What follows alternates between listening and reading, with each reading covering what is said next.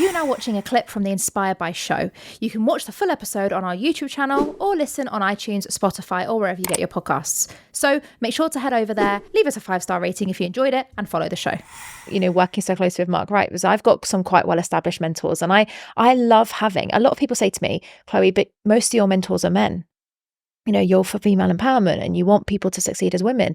But I often believe that a lot of the men have got there first because of their opportunities in the past.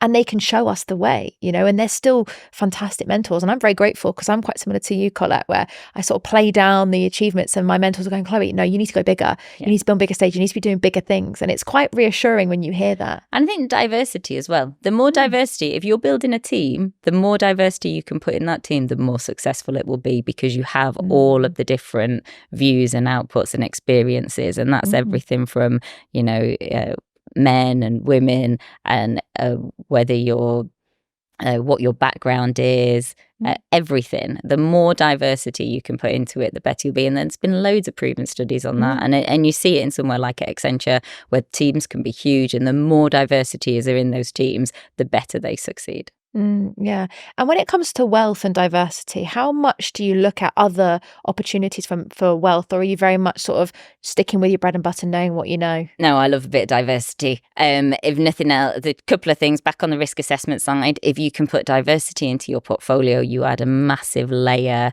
of de-risking for no additional fee. So when we started, we were investing in buy-to-lets. I then tried a holiday let. That went so well that as my properties in Oxfordshire and the Cotswolds gave notice, I changed those to holiday lets, and that's my bigger focus.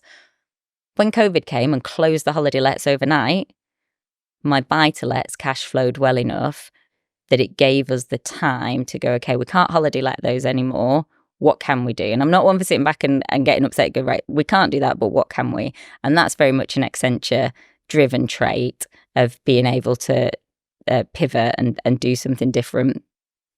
And those properties that we buy to let cash flowed us well enough that we never went into the red whilst we got the 3 properties converted to do something else with them. So, who could we, you had key workers in, and we had a family came and did a medium term stay, all those sorts of things. And that was driven by the diversity in the portfolio. When I went full time and I was in property and was ready to add these new projects, we have the manor house, as I say, we're converting it into 8 apartments, so 1 and 2 beds predominantly. There's 1 3-bed, and at the same time, I bought Church Green, which is a stunning 5-bed, 4-bathroom holiday let in Witney. And I was running, I do accommodation for loan players for Oxford United. We were renting properties under a rent-to-rent basis for them to be in. That was going brilliantly. They were building a new block. We'll buy some of these as well. So Manor House being converted to apartments, Church Green, huge period development, 5-bedroom, beautiful high-end holiday home, and 2 2-bed brand new builds bought off plan and sourced one of those as well because they've been fantastic. So we sourced it and ran it, and that's gone really well.